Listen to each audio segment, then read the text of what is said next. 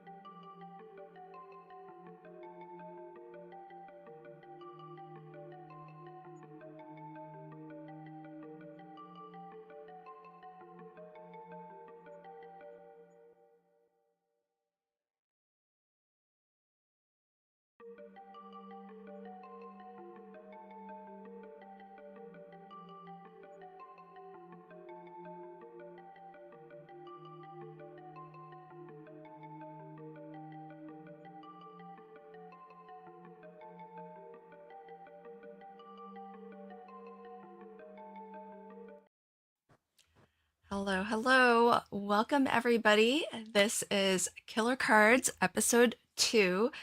Today, we're going to be talking about the Taking Care of Maya case, which I do have a poll going on in the live chat. So if you are watching us live, hello and welcome. Thanks for joining us this afternoon/this evening. And let us know in that poll, have you heard of the Taking Care of Maya case about Maya and her mother, Beata Kowalski? Hi, Tracy. Welcome. Thanks for joining us from Australia. It's pretty early your time, yeah? Welcome, friend. Hi, Susan. Welcome. Thanks for joining. Susan, I got your emails. Thank you so much. I didn't have a chance to read the last one, and the second one I read, but not like super absorbed the information. But thank you so much. I really appreciate it. And Lori, hi, welcome, friend. We are really excited. This is our second ever true crime podcast, and we're hoping to do more of these. So, one thing that you all could do is hit that like button and maybe share out this podcast so that YouTube knows that we exist and that hopefully our podcast gets in front of more people, because we would love to get your feedback and your thoughts as we talk about these true crime stories that have captured our interest and fascination. So it looks from the poll that about 2/3 of the folks who have voted so far have not yet heard of the Taking Care of Maya case. So really wonderful. As you all are popping in, I hope you'll continue to vote in the poll and let us know. Welcome, Donna. And Terry says, hello, everyone. Never heard of anything of it. Oh, good to know, because it made such big news. So I was curious whether this would just be something that's old news to everybody. Welcome, Chrissy. Hi. Well, my name is Lynn, and I'm only half of this podcast. I'm going to throw it over to Wendy to introduce herself, and she's going to talk about the story of Maya and her mother, Beata. And then one of the things that's kind of unique and different about our podcast is that we kind of cover two aspects of the story. The first is the true crime itself and what happened. And the part that intrigues and fascinates me is the trial, the criminal justice part of everything, of what happens afterwards. Was justice served? So I'm gonna toss it on over to Wendy. Hey friend, welcome. So I'm gonna ask you, just to start though, before we suggested on this topic, had you heard of Taking Care of Maya? I had not. So this kind of evolved out of Lynn and I chatting over Terry Hoffman, Scary Terry. So last week, or not last week, but our first episode, we covered Terry Hoffman. And the interesting thing in her case was that she was really not able to be convicted of murder because each of her victims took their own life at their own will. However, it was under her deep influence. So that led Lynn and I to talk about this case. And Lynn said, that's so interesting because I have another case for you that kind of falls in line with that. And before I give away the big reveal, we'll just say that you'll understand that as we get into the story of Maya and her mom. Now, I think you say it a little different than I, Lynn. I've been saying Beata. So Oh, her mom's name is, do you know if it's pronounced Beata or how were you saying it? Beata? I don't know for sure. It's been a Uh, while since I've watched the trial. yeah, How did they say it in the the what's documentary it? they Yeah. say Beata. Okay. So Beata. Got it. she's Polish. The last name is Kowalski. Her husband, I think, was Polish as well, but she immigrated from Poland and had an accent, whereas he was, I think, born here in the US. Um, So, anyway, we are going to get into this story and I'm going to fill you in on what's going on. And we've got a little clip for you and stuff to kind of give you a little background. Do you want to play that, Lynn? Yep. The Kowalski family claims the actions of doctors the department. Oh, The sorry. Kowalski family claims the actions of doctors, the Department of Children and Families, and Johns Hopkins All Children's Hospital pushed the mother of a then 10-year-old girl to take her life and filed a $200 million lawsuit. She took Maya, who is now 17, to Johns Hopkins All Children's Hospital back in 2016 and was reported for suspected abuse via Munchausen by proxy. The Department of Children and Families prevented Maya from leaving the hospital and cut off visitation from her mother, who eventually took her own life. Doctors later determining that Maya's mother had nothing to do with her illness, and Maya was released from the hospital. All right. So, the way we have things set up is now. Can you still hear me, Lynn? Yep. Okay, good. The way we have things set up now is you're going to get to watch Lynn craft while I tell the story. And then when she's sharing the kind of criminal justice side of things, you'll get to watch me craft. And we just thought that that would be easier for us and maybe you guys too. Okay, so let's get into this story. We're going to start with how it all started. Uh, in 2005, Beata and Jack Kowalski welcomed their first child into the world, a happy, healthy baby girl, Maya. A couple years later, they would welcome their son, Kyle. The family was a normal, thriving family. And in 2015, things kind of took a turn for the worst. Maya began exhibiting pain and changes in her body and her physical abilities. And so began numerous doctor's appointments to try and figure out what was wrong with Maya. They took her all over the place. They took her to specialists. Her mother, Beata, documented everything. And we're going to actually talk more about that as we go into this. Basically, this child was perfectly healthy, and then things just started arising. She wasn't able to walk correctly. Her legs weren't working properly. Her feet began to turn inwards. She would cry out in pain, but there was no explanation for the pain. So Beata began researching and researching and researching to try to figure out what was wrong. It should be noted, and we'll note it again later, that Beata herself was a registered nurse. So that, I believe, helped Maya and Beata be able to find answers faster, maybe, than somebody who didn't have medical training. After a lot of research, Beata found Dr. Anthony Kirkpatrick. He diagnosed Maya with CRPS, which is complex regional pain syndrome. Finally, they had an answer and a diagnosis. And to give you a time frame, from the time they began searching this out, it was approximately 8 months before they got a diagnosis after many, many doctor's visits.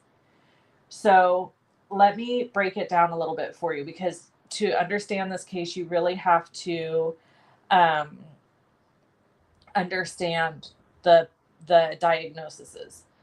So CRPS, complex regional pain syndrome, is a chronic pain condition that is often triggered by an injury, causes intense burning, along with other symptoms like swelling or fluctuations, usually in a limb. The thing to note about complex, the way I understand it, is CRPS essentially, the way it works when we get hurt is our brain begins to tell us we're healing and our body begins to heal and the pain lessens. With CRPS, there's some sort of transmission to the brain that it's not understanding that their healing process is taking place and the pain actually increases rather than decreases. And extremely hard to diagnose because often patients with CRPS, all their blood work will come back normal, CAT scans are normal, MRIs are normal, everything's normal. So it's just usually starts in children. I found that on average, girls actually from ages 9 to 11 is kind of when this begins. Oh, Yeah, and it seems to be a larger percentage in females than males. wait, is it common with children too? Yes, it commonly starts in childhood. Oh, I didn't know So, that. um, but it's really difficult because they can't, you're depending on a child to describe their pain. And often, not to be too graphic, but at the age of 10, a child only has so much pain reference. They might think a really bad tummy ache is actually just a gas cramp, you know? So Yeah. hard for, I think, adults to extrapolate from a child what level their pain is, and is this a normal pain or is this being maybe exaggerated? So that's some of the difficulty, I think, in diagnosing CRPS with children specifically. So let's go Well, ahead and well, go. one interesting thing is Terry S in the chat. She said she was actually working at JHatch when this was happening. Oh my gosh. Wow. Yeah, so that's kind of wild. And one thing that I do remember from what Susan sent me was that because there's no test for CRPS, that's why it can take so long to That, diagnose. yeah. And they basically have to kind of exclude all other, rational explanations for the symptoms, and it's kind of well, it's nothing else we can think of, so it must Right. be that. Yeah. Susan asked, I missed it, what normally starts in childhood? CRPS. It's highly, it seems as though a lot of cases of CRPS begin in childhood, at the childhood ages, Yeah, based on the research I have found. I'm no expert, obviously. So yeah. kind of move forward from what CRPS is and talk a little bit more about how it's treated. So Dr. Kirkpatrick explained that the best course of treatment for CRPS is ketamine. Ketamine is a dissociative anesthetic that has some hallucinogenic effects. Ketamine distorts the perception of sight and sound and makes the user feel disconnected and not in control. It is referred to as a dissociative anesthetic hallucinogen because it makes patients feel detached from their pain and after giving Maya some very low doses of ketamine, Dr. Kirkpatrick suggested putting her in a ketamine coma, but this would have to be done in Mexico because it's highly controversial and not allowed in the United States. Actually, it's illegal here. So the family found a way to get Maya to Mexico so that they could give her this treatment. So, Question yeah. is ketamine illegal, or is the ketamine coma as a treatment So illegal? I'm going to address this. So ketamine itself is not illegal in the United States. It's actually prescribed for people who are coming off of like heroin. It's Oh, surgeries. It's you. So just so a reference for everybody, ketamine is what Matthew Perry died from. So if you get ketamine in large doses, it can kill you. It is a anesthetic, just like the the one that Michael Jackson was given. Um, so ketamine is used to help people come off of drug use. It's also used in surgeries and other ways. But the reasons that ketamine is successful for people with CRPS is because it associates the brain signals from what's happening in the body. So it alleviates that stressor, I think. Again, I'm not a medical doctor, so I'm probably explaining this in the most horrific layman term possible. But at the end of the day, it is essentially a drug that allows the brain to not be associating what's happening in the body. Um, so Maya went in and had this treatment, and she was in the drug-induced ketamine coma for 6 days. It's actually fairly hard to watch if you watch the Netflix documentary about this, because she's hallucinating a lot, making lots of jerking, weird movements during this coma. And the good news, though, um, when she came out of it, she had marked improvements. So that was a good thing. There was noticeable improvements in how she felt when she came out of the coma. And so Dr. Kirkpatrick kept her on a ketamine treatment program for CRPS. So go ahead and move to the next slide, Lynn. So about a year after treatment, Maya started to have significant abdominal pain. So she had been getting ketamine treatments all this time. So she went into the ketamine coma, came out, had marked improvement, and then was continuing to receive ketamine treatments throughout the year. In October of 2016, which is about a year later, Maya was rushed to JHatch, or John Hopkins All Children's Hospital. We're going to refer to it as JHatch for the rest of the episode because it's easier. But after she arrived, Beata, her mother, shared with staff Maya's treatments and explained that she was on ketamine treatments, how they administered them, and that they needed to be continued, but they also needed to look at what was causing this abdominal pain.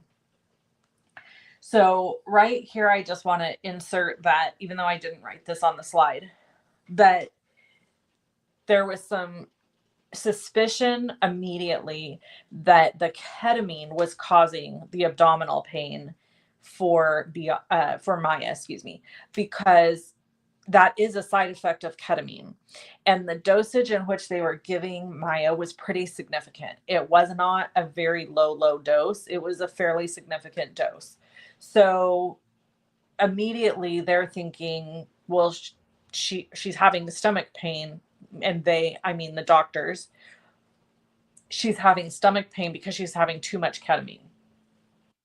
So there were just kind of like these immediate suspicions that came up. Beata was a really good mom. She could be really abrasive and forceful, and at times be off-putting. And I think that some of the staff at JHatch found her off-putting. And this is where I put that it was something to note that she was a registered nurse. So she was likely going in and My guess is she was going in and being very abrasive with the staff at JHatch because she already had a diagnosis. She already knew what was going on with her daughter, but she was needing like maybe essentially extra care. There was something else happening that she was concerned about possibly. So she might have been using language or being forceful, and they probably did not like that. And then at this point, some of the staff began to doubt Maya's diagnosis. So you have to envision this woman comes in, she's like, my daughter's on ketamine treatment, she has CRPS, she's saying all this stuff, but she's having all this abdominal pain. And so they start running tests because that's just standard at any doctor's office. So as a side note, I have a family member who I have had to take to the hospital who was having some mental health struggles, and we needed some medication to help that family member, and they would not give any medication, and they wouldn't even allow behavioral health to come see him until blood tests were ran. So because of that, because they're checking for all kinds of things, they're checking for a person already has drugs in their system, if a person has a toxin in their system, because if they were to administer treatment and they didn't check those things, they could potentially kill a patient, right? So I understand that when you're bringing a patient into a hospital, that hospital has to perform all of the necessary measures in an emergency room environment that they would for anybody else. So Beata's, my guess would be thinking, I already know what's going on, but the hospital has to essentially cover themselves and not JHatch, but I'm just saying a hospital in general has to cover themselves and run these types of tests. Yeah, I mean, they have to do their due diligence, right? Yeah. They can't just they can't just start. take take everybody's word for it, because Beata came in hot and she was she knew, or thought she knew anyways, what her daughter needed, being a nurse herself. And so Right. But then, I'm sure there's people who like come into hospitals trying to get like a fix or whatever. Oh, 100%. It happens all the time. I mean, side note, I broke my back in 2007, and I was in the emergency room, and I was writhing in pain, and the nurse that was attending to me was not willing to give me more medication because I asked him for more. Oh gosh. Waited till my CAT scan was over. So I'm sure there's people that come in all of the time, quote, pretending to be in pain. So it takes it all to a whole nother level when it's a child. Yeah. So at this point, staff begins to doubt Maya's diagnosis, and they start considering that Beata herself might have Munchausen syndrome by proxy.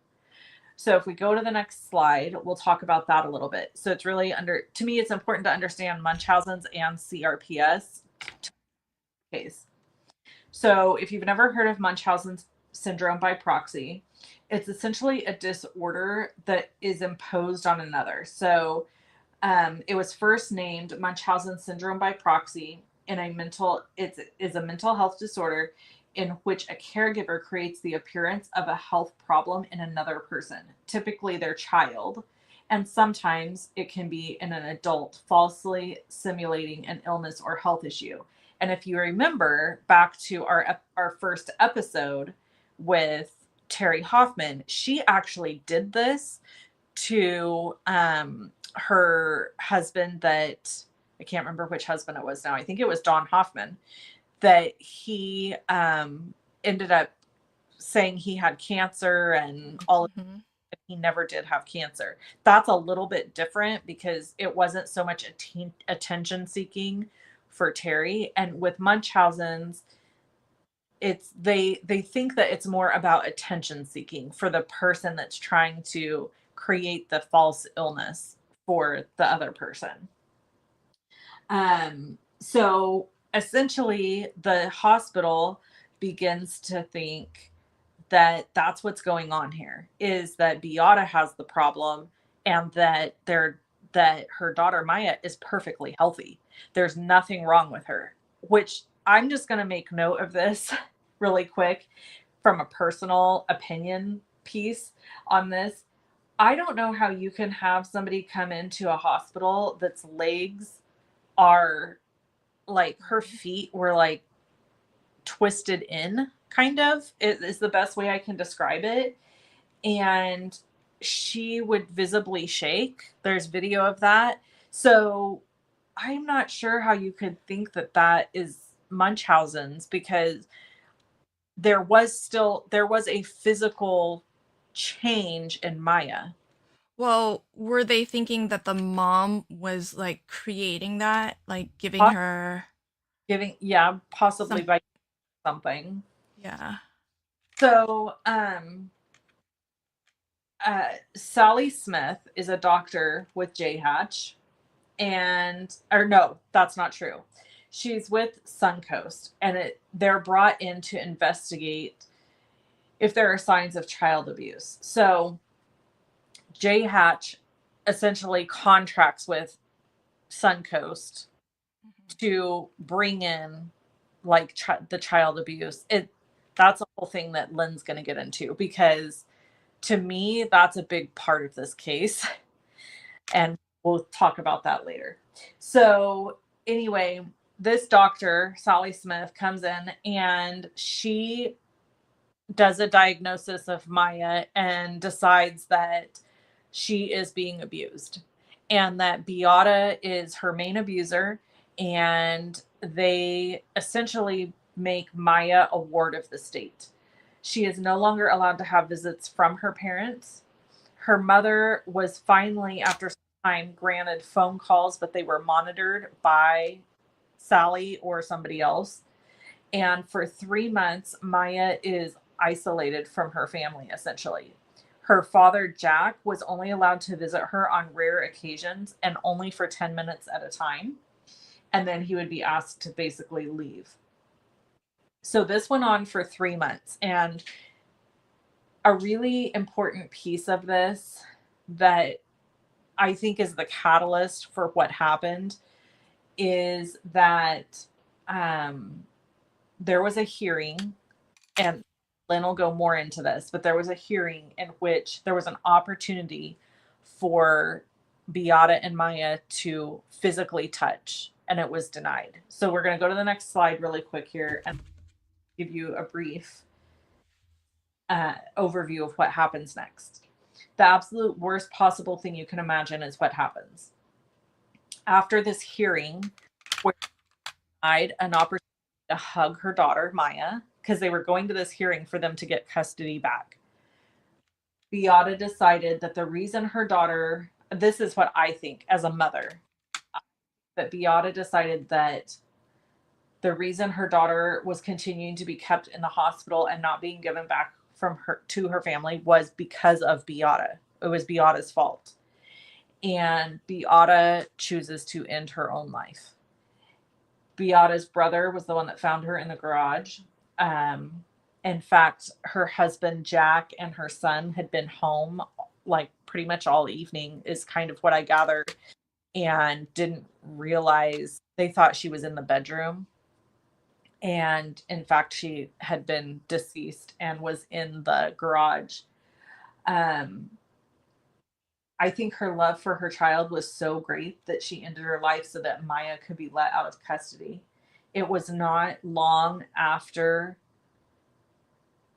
Beata took her life that Maya was released into Jack's custody.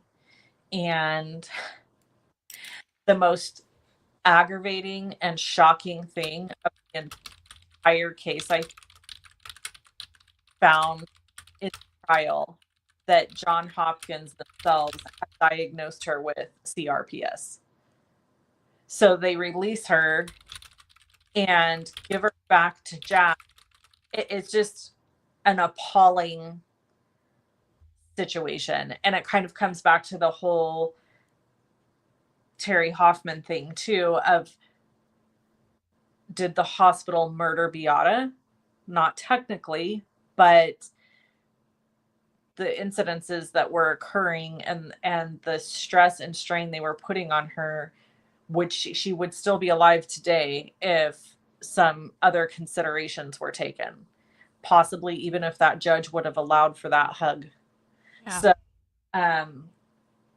anyway, I'm going to turn everything over now to Lynn, because you really can't, I really can't get too much more into this without getting into the case law and the trial and all of that, because that's where things, I feel like it's bad leading up to this, meaning the whole story itself is crazy and sad.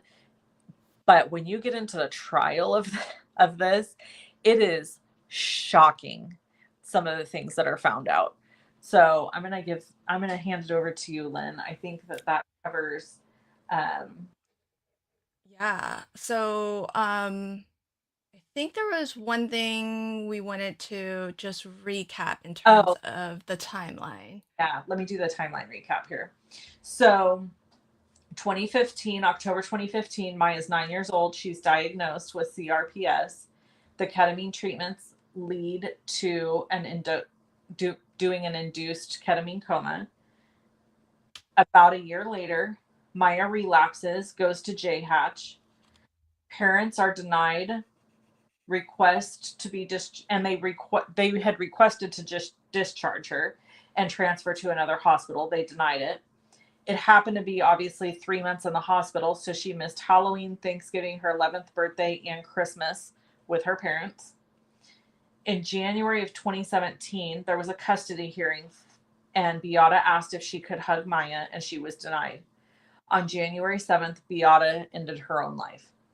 On January 13th, 6 days later, releases Maya. Yeah, I mean, and that timeline is going to be important as we get into the trial. And one of the reasons why Wendy and I are breaking it up this way is because I'm going to talk a lot about what happened while Maya was in the hospital, but most of this came out actually at trial. So that's where we're going to head to next.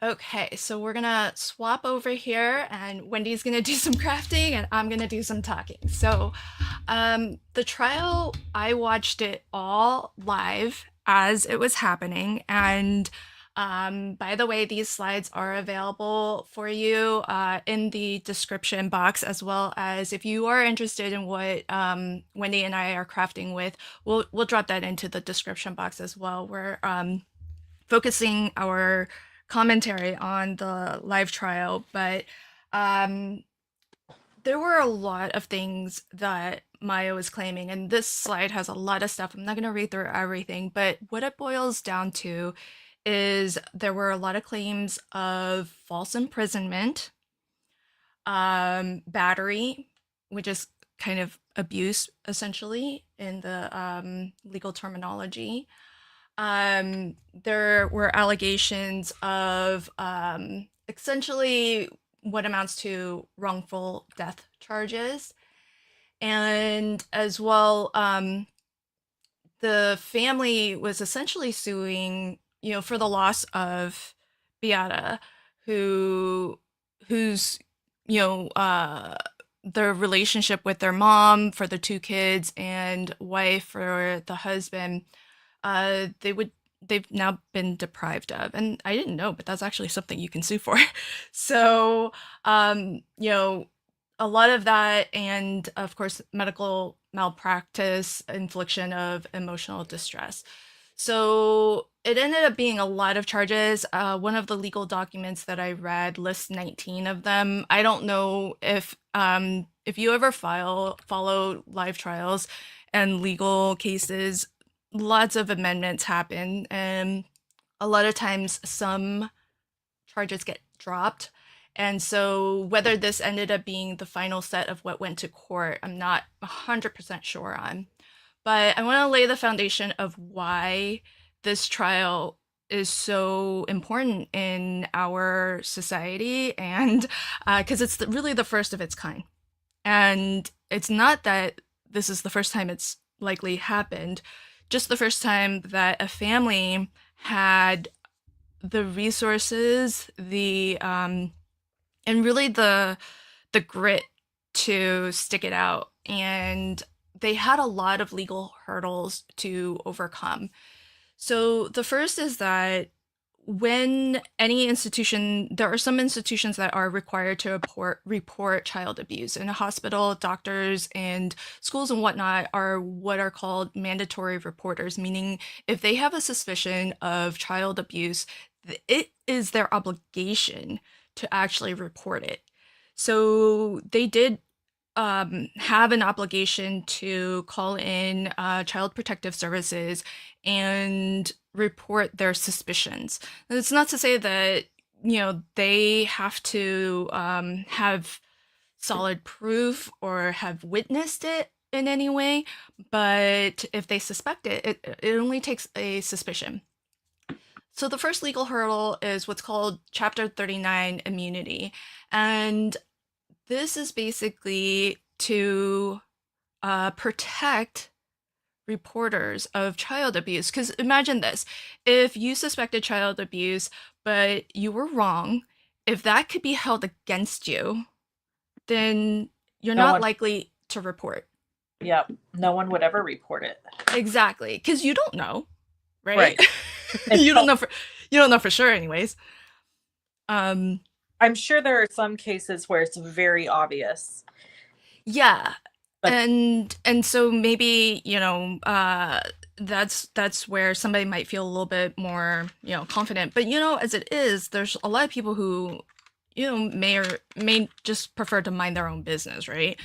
And if you throw on top of that the fact that they could be under, legal charges if they misreport or falsely, not ill-intentioned, just, they had all the best intentions, they just got it wrong.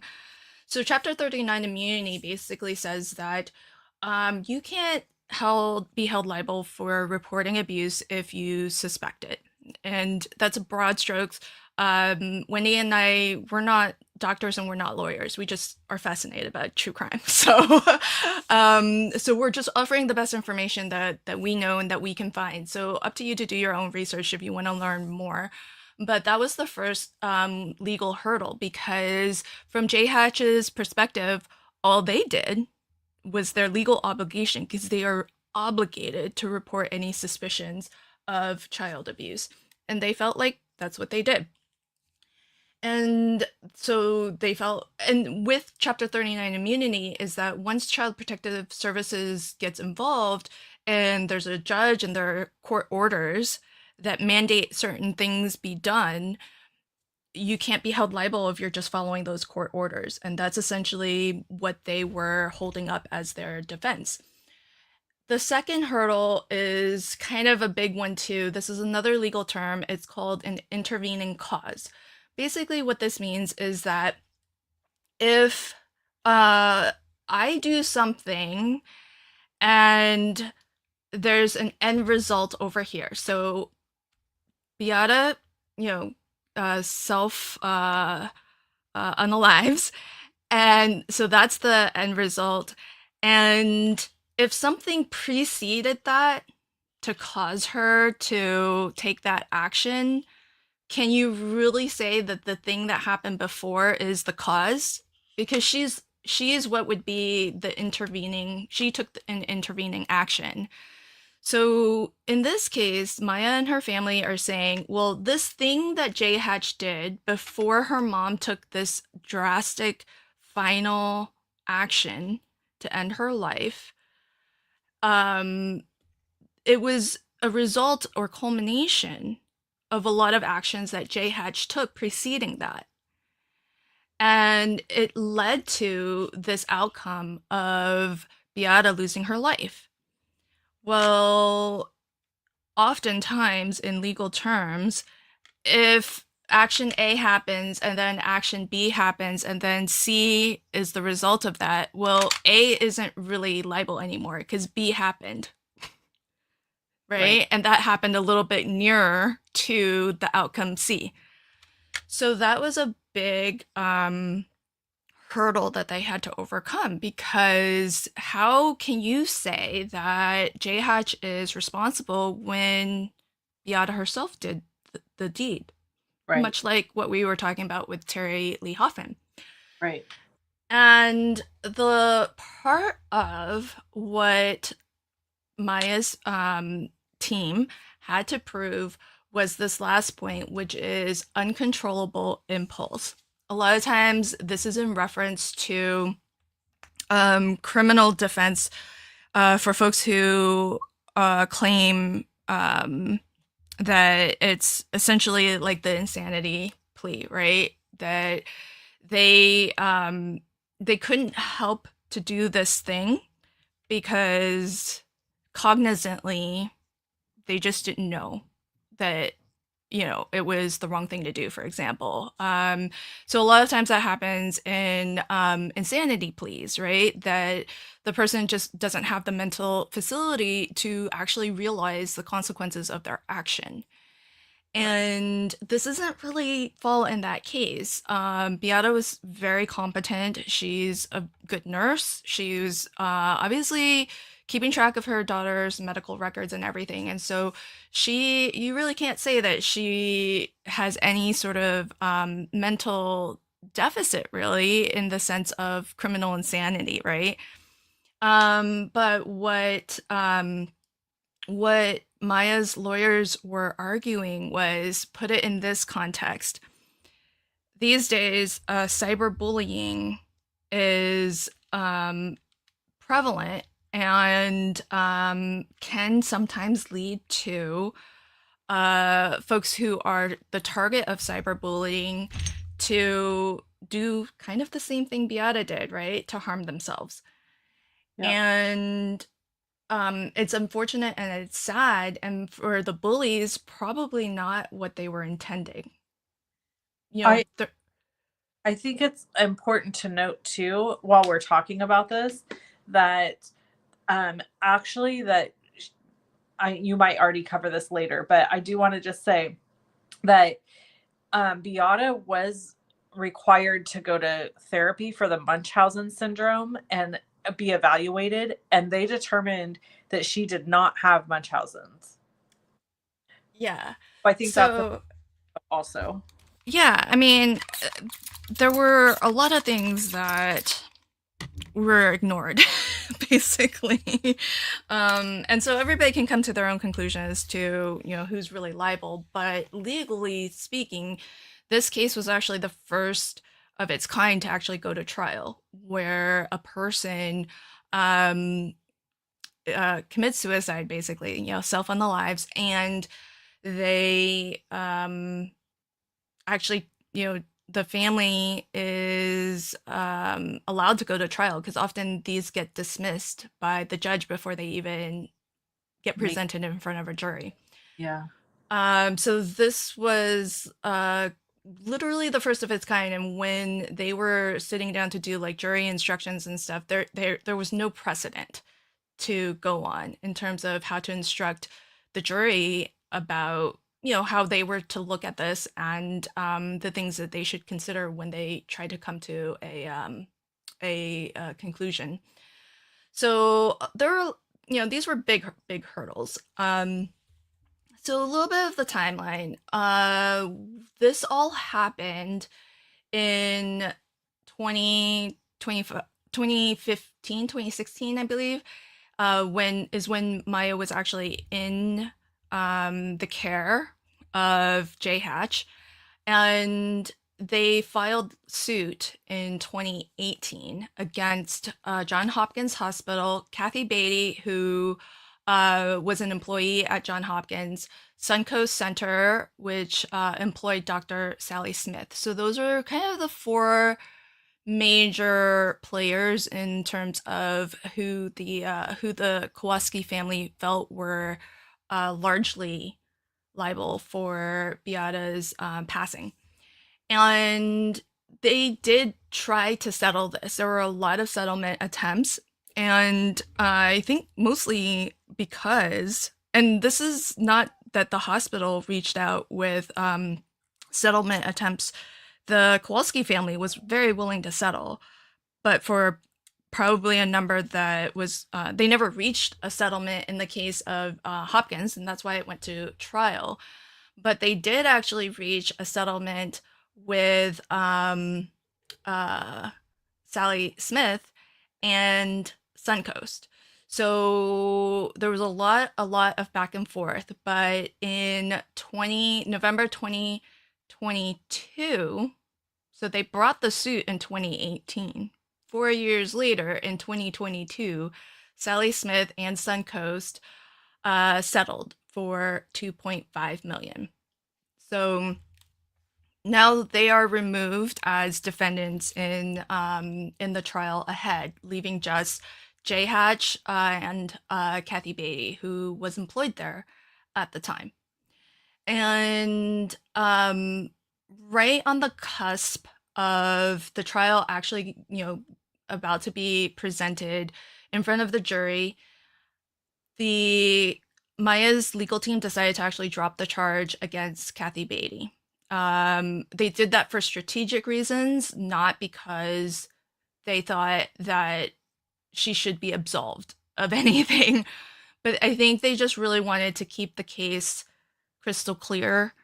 And to be quite frank, this is a civil trial, not a criminal trial. And what happens in a civil trial, the outcome is money, whether money is paid to the litigator or not. And Jay Hatch is the one with the money. So that's what happened, and trial went forward. So what was Jay Hatch's defense? What did they have to say for themselves? How were they defending themselves against these claims from Maya's family? Well, I already talked a little bit about Chapter 9 immunity. So they were basically saying, look, we did our obligation. We're mandatory reporters, so we reported it. And then it went to Department of Children and Family, DCF. There were court orders. And the court orders, as it turns out and was revealed at trial, were sometimes conflicting and sometimes ambiguous. But their staff essentially claimed, basically, that they were following the court orders. And while that did mean that they had to make some interpretations as to what the court orders meant, that they should be protected under Chapter 39 immunity. And that came up a lot at trial, like what could and could not come into, be presented in front of the jury. They say that they gave, standard of care treatment for Maya for somebody with CRPS. But as some folks in the live chat already pointed out, and that Wendy said earlier, ketamine is the same drug that ultimately other celebrities used or abused and died from. So Maya was asking for, and her records showed that she was getting 10 times the dose for her age and weight. Yeah. And I mean, when you hear that, it kind of does sound like worrisome, to say the least. Well, that reason for thinking she was having abdominal pain was that way too high of a dose. Yeah, and that it was just wreaking havoc on her system. And so and there were other things that made the hospital very suspicious as well, because not only did Beata come in kind of demanding that certain treatments be given to her daughter, but Maya herself, being just 10 years old, was also demanding certain treatments like sedation. Right. So when you think about a 10-year-old kid, how many 10-year-old kids know to come in and say, can you sedate me? Right.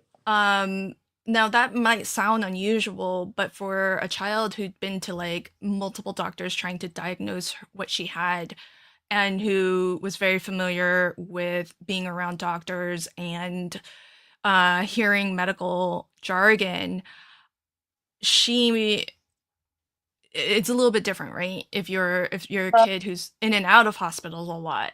And if she's in constant pain and she knows that that's what gives her relief, Uh-huh.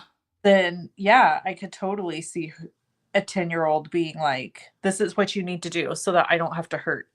Yeah, if she knows what's worked for her. Exactly. Yeah. So, kind of not too surprising. But the hospital, all the same, just thought it was another red flag. And so now they're looking at like the culmination of several red flags, right? And this also came out at trial. A nurse put in her notes as she was evaluating or caring for Maya that Maya said, quote, "My life is a lie." And something to the effect of, "I'm tired of living this lie." So there too is another little bit of a Red flag. red flag. Yeah. So like but here's the thing. So like the nurse, I don't think, and if she did, she didn't annotate it in her notes, but she did write this contemporaneously in her notes. So that's sort of the best evidence of things, because if nobody knows that what the outcome is going to be and whether there's going to be a trial or like any criminal charges or civil charges or whatever, right? But if you're taking notes at the time, not knowing about where and what's going to happen afterwards, then it's seen as fairly accurate testimony in a way. And so she did write that, quote that at the time. It wasn't mentioned whether she actually followed up on it though. So like it didn't seem like she asked any further questions, but she at least made that note. And so, that too adds a bit of suspicion.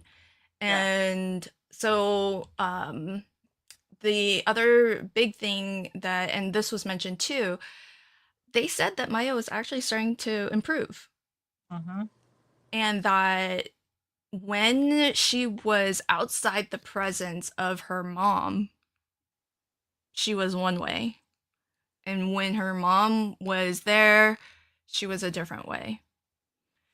So that also raised some red flags also. So now they're seeing like a lot of things that maybe taken individually might not mean too much, but then when you see them all together, that's what raised the suspicion. And so, they did initially call in CPS to report the potential child abuse, and they were denying Maya the treatments that her mom and that she was requesting. And so Beata was getting frustrated because here, think about it from her side, and like Wendy said, she's seeing her 10-year-old kid in excruciating pain. She knows what will help. And she's not like a layman who knows what will help. She's not just a mother who knows what will help. She's also a nurse, a registered nurse who has been with Maya the entire time through the course of her like journey with CRPS. The father, Jack, was part of that, but he wasn't he basically kind of just did whatever. He kind of did what most dads do. Yeah, and why wouldn't he when his wife's the nurse, right? She kind of he was a fireman, I think he was retired by the time. So, he trusts his wife to make the medical decisions. I mean, he was there, but like the mom is who took Maya to Mexico to get the ketamine coma treatment and was doing all the research and a lot of the driving as it pertained to Maya's treatments. And DCF, the Department of Children and Families, really saw it that way too, that Maya's mom was the perpetrator more than the husband. And at some point, police officers do like interview and talk to Jack Kowalski, Maya's dad, And they kind of tried to trap him into throwing his wife under the bus. And like they were it was kind of shady. They were recording him and they didn't tell him and things like that. So there were so many bombshells that came out, but J Hatch basically said, "Look, we treated her. She was showing some improvements, and we had all of these things that gave us good reason to suspect child abuse." Now, I only have one slide of bombshells from J Hatch. There are so many bombshells that came out during trial from Maya's defense or Maya's legal team. And the first is where it all started, which is Dr. Sally Smith. As Wendy mentioned, she is employed at Suncoast, and she was their specialist, their consultant for investigating child abuse. And so she's kind of, considered, she's supposed to be the expert on the matter, essentially, right? So they bring her in. The doctors who were treating Maya initially when she first came into the ER had their suspicions. They've escalated. Now Dr. Sally Smith is coming in to do her own evaluation to see just what is going on. She interviewed a lot of doctors who were part of Maya's medical, journey up to date, including Dr. Kirkpatrick. None of them suspected child abuse. And remember, they're all doctors, so if they suspected, they too should have reported. And in fact, Dr. Kirkpatrick warned her against making these accusations because he very firmly believed that, that couldn't be further from the truth. When Dr. Sally Smith presented her case to the DCF, basically, Child Protective Service Court, she essentially only presented information that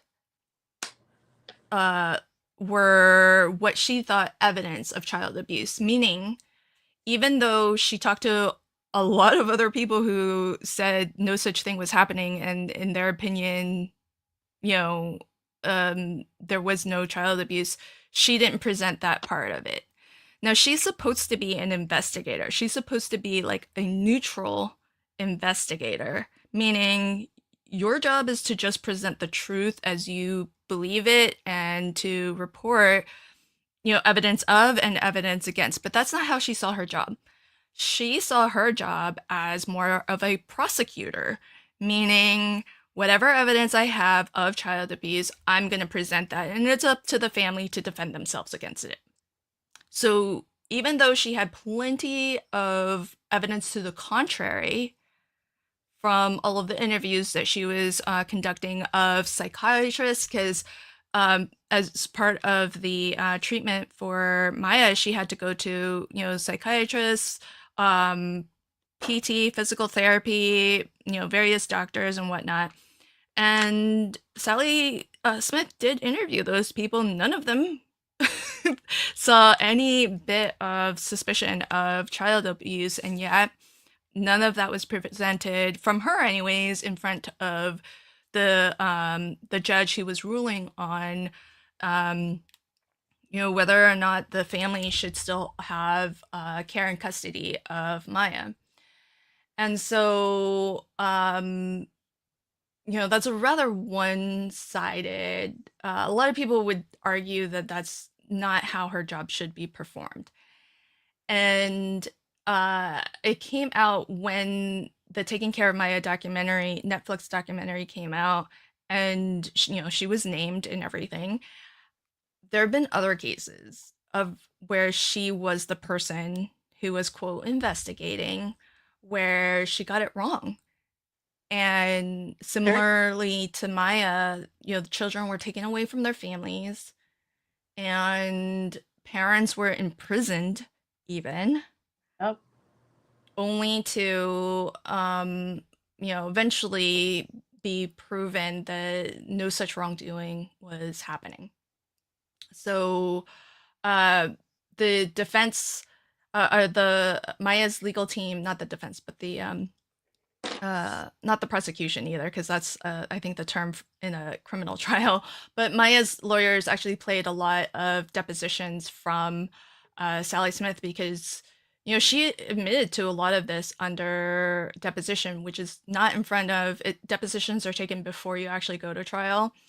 And so she's on record as saying a lot of these things herself, and that was played at trial in front of the jury. Now, the other thing that was happening during this time is the hospital was keeping two records. They were keeping a medical file, and they were also keeping what they called a risk management file on Maya. So the medical file is basically, okay, whatever treatments Maya was receiving, whatever tests were being conducted on Maya should go into her medical file as part of her care and treatment from the hospital. It's basically what we all would have on us if we went to a doctor or a hospital. Most of us don't have a risk management file. A risk management file is basically where they kept a lot of the things that they were doing to, quote, investigate the child abuse accusations. I'm sorry to interrupt. It's hailing at my house. Oh, yikes. Hear it? Yeah. Sorry. No worries. Oh, it's okay. Because it's loud. I can barely hear it, but yeah, so a lot of what J Hatch was doing that they claim were for medical reasons were not actually annotated in the medical file, but rather being tracked and recorded in the risk management file, which really underlies that they were, quote, treating Maya for CRPS. Because if they were doing those things to actually treat her, they would be a part of her medical record, so that down the road, if she has to go to another hospital or doctor, that is part of her medical record that these tests were being conducted and whatnot. So that really is sort of the background for like her whole time, her whole 3 months. There were these two different files being kept on her, and various different activities, some getting logged in one or the other. And the next big person who was involved in this is Kathy Beatty. Kathy Beatty is a employee of J Hatch, or was at the time. She is their clinical social worker. So she was basically the hospital social worker who was appointed to essentially manage Maya's case as it pertained to the CPS orders. So whatever was coming out of the child abuse case and whatever the judge was ordering them to do, she was in charge of complying. And Wendy mentioned that, visits were limited and phone calls were also being monitored. Well, all of that was at Kathy Beatty's determination, essentially. She got to determine when the family could visit, who could visit, for how long. She thought that it was within her right to not allow Maya to practice her religion the way that she wanted. She took away Maya's iPad that her parents gave her so that she could have something to, pass the time. She was basically in isolation the whole time she was there. And that was taken away from her under, quote, suspicion that she was visiting sex websites. Not sure why they thought that, but they took it away from her. I mean, this was all, Kathy and Kathy monitored the phone conversations because, like Wendy said, Maya's mom was eventually allowed to have some phone conversations with Maya, and those would be monitored by Kathy Beatty, and she would essentially moderate and say, we can't talk about that. We can't talk about that. You can't talk about that. You can't ask that. Let's talk about this instead. Okay, now we're done. And so, So redirect mom, redirect mom. right. Yeah. Oh, it make me so mad. Yeah. I mean, it's arguable what was actually, under the DCF orders, because for one, they were conflicting sometimes, and other times they were unclear. Some folks who were part of the DCF side said, no, we never told her she had to do that for certain things that were being done. Now, the other thing that's really disturbing, and if this triggers anybody, apologies, but some of the battery charges have a lot to do with Kathy Beatty's direct actions. So she would hug Maya, and so that sounds innocuous. That sounds like kind of, okay, she hugged her. But this is a girl who, with CRPS, like just having a bed sheet over her. This was how it was described. Just having a bed sheet over her would put her into excruciating pain. And Kathy B would hug her, would slap her in the leg to see if she would have a pain response. She would pick Maya up and sit Maya on her lap, Kathy's lap. And she even told Maya at one point that Kathy told Maya that her mom Beata was probably gonna have to go to a mental institution, and that if she wanted Beata, or if she wanted, that Kathy could be Maya's foster mother. So she was doing and saying all of these things, and maybe the worst of it is that she had Maya undress herself into a sports bra and shorts multiple times, and had pictures taken of her before they had to go into the DCF court, because there were at this time a lot of court appearances with the Department of Children and Families, as Maya's family, mom and dad, were trying to get custody back, because like Wendy said, she was taken away from her family and she became a ward of the state, and so she was basically being sheltered at the hospital. And of course, Kathy Beatty's defense of herself was that she was just following orders. She was following the court orders. And there were some people who testified that there was no court order to take these photos, where they were trying to document her lesions, whether she had bruises and things like that, and they would have to hold her down because she was not happy to do this.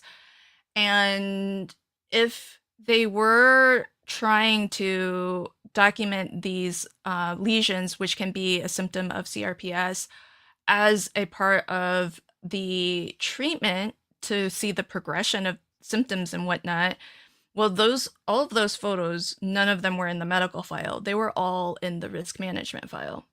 So none of these actions were being done in the care of Maya, the medical care of Maya. They were all being done in the hospital's attempt to prove that child abuse was happening here. And that was essentially the claim of Maya and her legal team, that they all had a narrative that they were trying to prove, and they went to great measures to try to prove that. So among the things that they did was an incident was described where, when Maya took the stand, she talked about nurses, and it was more than just one. They had looked Maya up on her social media. We can debate about whether a 10-year-old should have a social media account later, but she did, Maya, at the time, and the nurses looked her up on social media, which I feel is an invasion of privacy for one anyways. Why Just they felt the need to do that, I don't know. it's super odd. Like why would you do that? Well, exactly. And one can only surmise that the reason why is because they were trying to they found that Maya was a fan of Megan Trainor. And so they lined up in front of her. She's on the bed, hospital bed, and they started to do like I guess a dance that's popular by Megan Trainor, and they were playing a song or something because they were trying to get Maya into good spirits and see if she would dance along,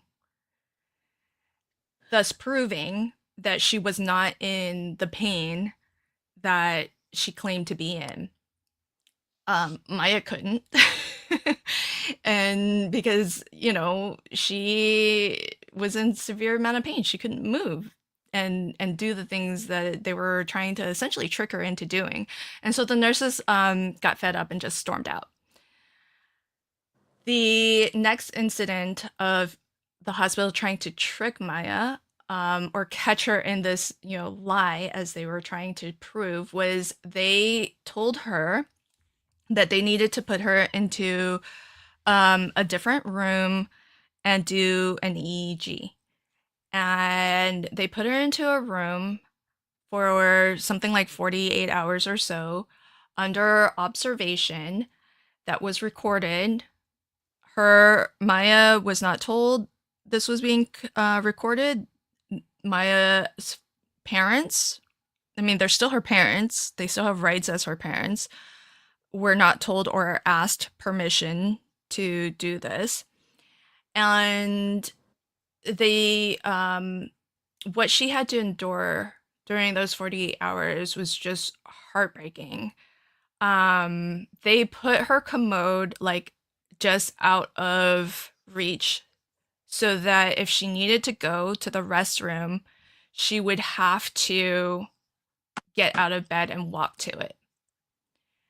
And they wanted, because she would be recorded and under observation for 48 hours, they kind of figured, well, when nobody's looking, that girl can walk, and we're going to have her on video walking. And that's why they set it up that way. Can I just say that to me, this was the most disturbing and most disgusting thing that they did of all the things. Yeah. I mean, Soil. Yeah. So it's worse because, she couldn't obviously do it. So she would, you have that bell that you can ring the nurse, right? So she would ring the nurse and they would ignore her for a good long time. They would tell her, okay, just wait, 10 more minutes, we'll get to you. And, she's 10 years old, she can't hold it forever. So she soiled herself, defecated in bed. And this is a 10-year-old girl who, I think any of us would be embarrassed by it, right? Especially for a child. Yeah. And it's not like it was just the one time. Like it seemed like it happened more than once, but they were just very adamant to quote catch her in the sly. And they have messages back and forth to each other, again, all in the risk management file. So none of this is actually being done for medical care. There was no EEG actually performed. It was purely for this. But there was a text that was from Sally Smith. I'll just read this one. It says, fortunately, at 10 years old, she can't perform the charade effectively 24/7 and doesn't even know if she's making, quote, psychological, unquote, mistakes. I'm coming to take some pictures of her, quote, affected, unquote, legs for court on Tuesday. So it just goes to kind of show what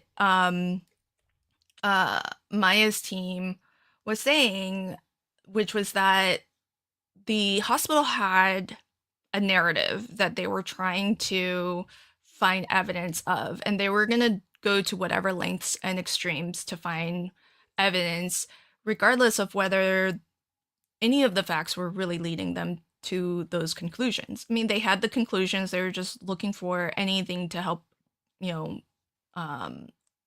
promote or, It's build their like, case. I feel like it was like they were using her like a science experiment. Like, let's see what's going to happen.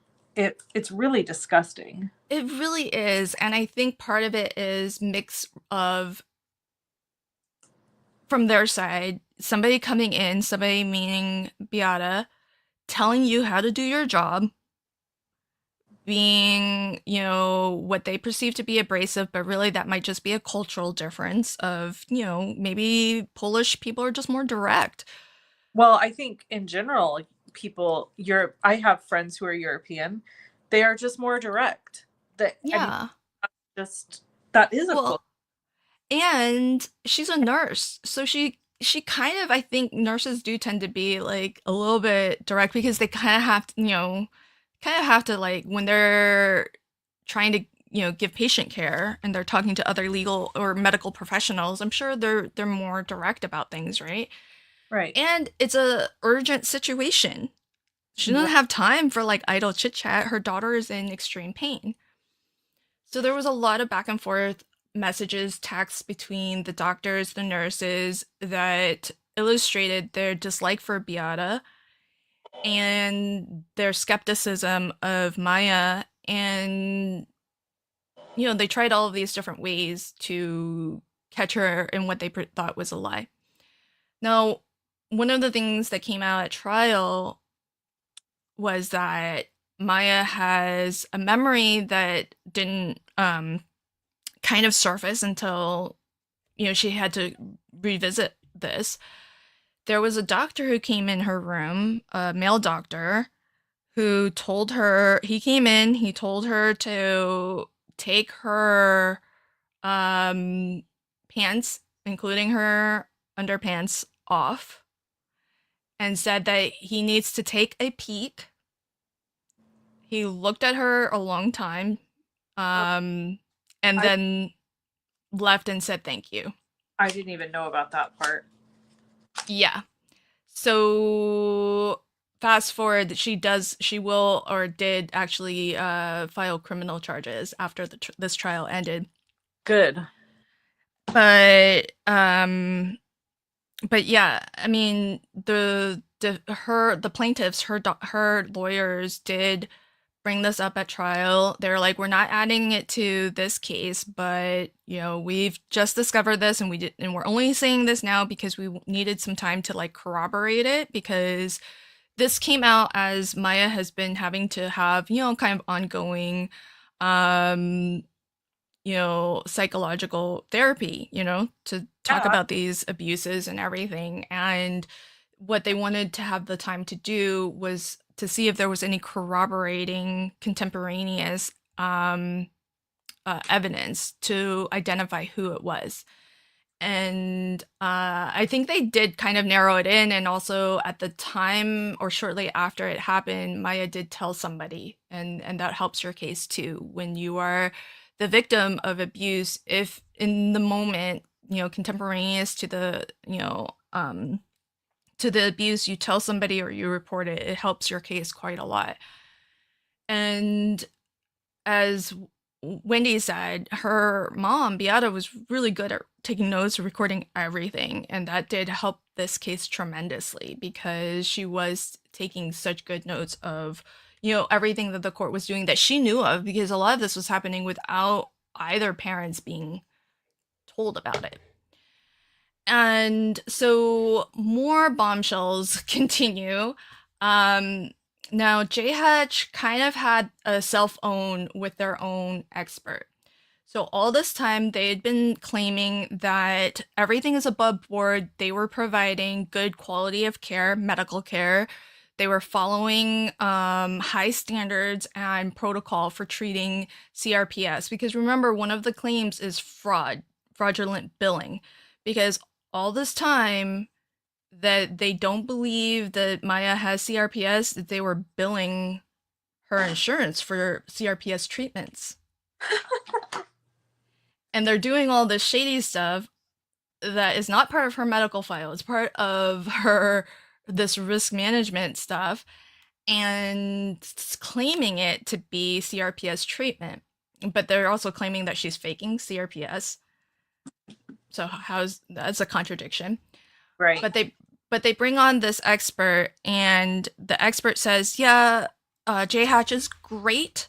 They provided me with a summary of a report that says that they are above board, they're doing everything right, and they're following the standards, and what's there to complain about, essentially?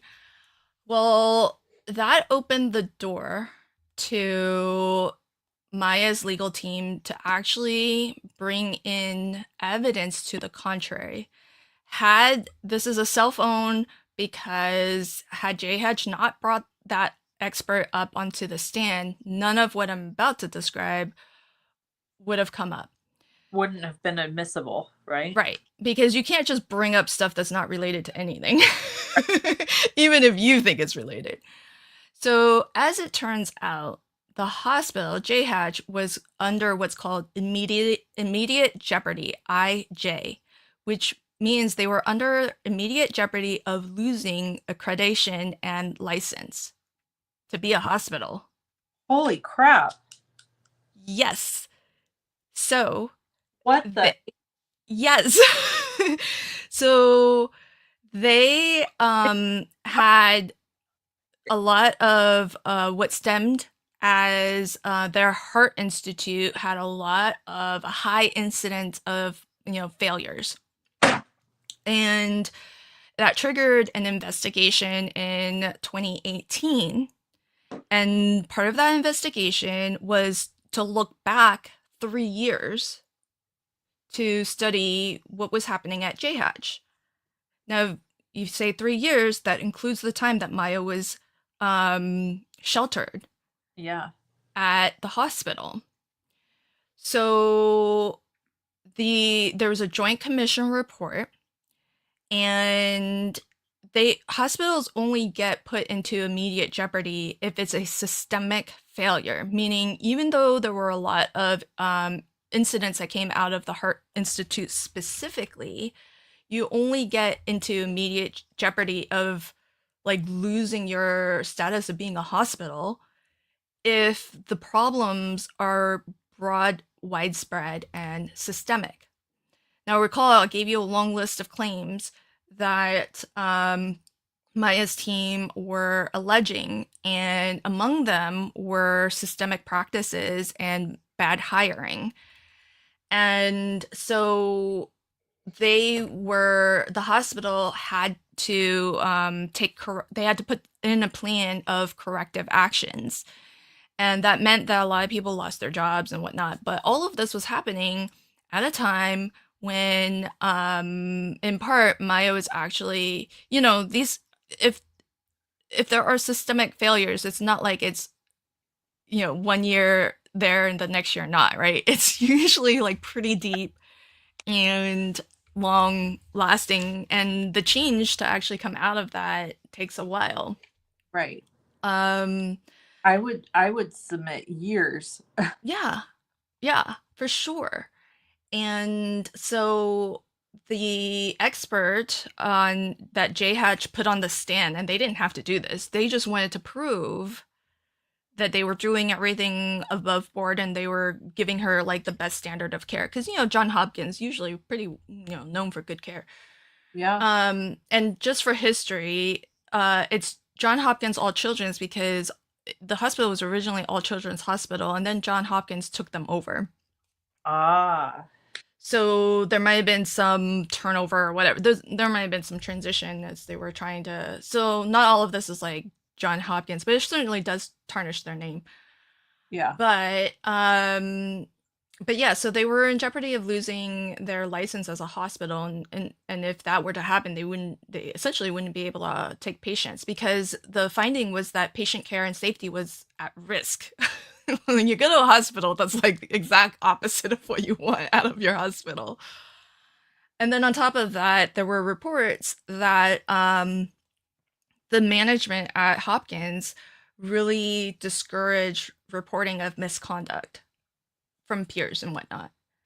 Well, I think that I mean, this is a whole rabbit hole we could go down for another day, but I think that that's the case across the board for the medical world. I mean, it is so hard for somebody to hold a doctor accountable for Mhm. malpractice. Um, Yeah. State of California, it's like nearly impossible. So that's a discussion for another day. But Yeah. yeah, So I mean, so maybe that's not too John Hopkins might not be the only one that where it's like that. Um and you could probably think of a lot of other industries where that's the same too, if we're being real honest. um so so a lot came out at trial, and a lot of this was not in the documentary, of course, because the documentary was released um before the trial started. And so yeah, I mean, it's kind of wild and shocking, the things that came out during this trial. Natalie says being a kid sucks. They had to document her condition before she was released to her uncle to go to court. Yeah, and that wasn't mandatory. That wasn't an order by the court to do. So when we say they had to do it, that they felt they had to do it because they had something to prove. They wanted to prove something. And you know, Maya also alleged that Kathy Beatty would take her to, I mean, the stories are just endless. But that Kathy Beatty would take her to the hospital kind of church and sit, Maya on her lap as she prayed, and she like felt uncomfortable. She would just pray real fast and say that she wanted to leave. And she suspected, now in retrospect, that the reason Kathy B would take her there is because that was the only, it was like the hospital chapel is the only place that didn't have cameras. was she touching her inappropriately? Beyond just sitting her on her lap, no, nothing is alleged beyond that. But if it's against her will that she didn't want, and she couldn't physically get herself out of that Right. um situation, Yeah. so it's it's so sad. I mean, everything is just so sad. So the jury, this was about, I think, a 30-day trial. It went pretty long. The jury deliberated for 2 to 3 days. I think they came back on the third day. They did find J. Hatch liable for false imprisonment of Maya, because remember, her parents wanted to discharge her against medical advisement, which every parent has the right to do. And the hospital wouldn't let them. They held Maya in that 48-hour observation, so a couple of incidents of false imprisonment. Battery of Maya was, holding her down to take pictures of her.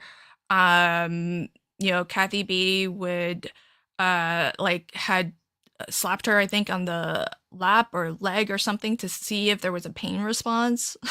Things like that. Fraudulent billing, because remember, the whole time they're saying that Maya is faking and doesn't really have CRPS, they're billing for CRPS. Right. And you can't have it both ways. Right. Inflicting emotional distress on Beata. So basically, the actions that the hospital took were, they felt kind of like a conspiracy against Beata, and really they were conspiring. They were all working together to prove this other narrative. In large part, the suspicion was because they just didn't like Beata and how she was coming at them and how she talked to them. And Which they is did. not their job to do. Like, your job is just to provide care for a patient, Yeah. not to try to build a criminal case against a mom who's Well, exactly. Well, that's not how Sally Smith saw her job. And she was kind of the center of a lot of this. They did win on the wrongful death claim of Beata, which is big. Because again, this is the first of its of its kind to go to trial at all, and they won. And intentional infliction of emotional distress on Maya. So then, after the trial concluded and the jury found in favor of the plaintiff, in favor of Maya, each side then presents, okay, what damages should be awarded? Because remember, this is a civil trial; it's not a criminal trial. Nobody's going to jail, but there's some dollars that need to be paid. Well, ultimately, after each side presented how much money they think the jury should award, which I found interesting that the jury gets to decide this. I mean, they have some parameters, but the jury gets to decide it.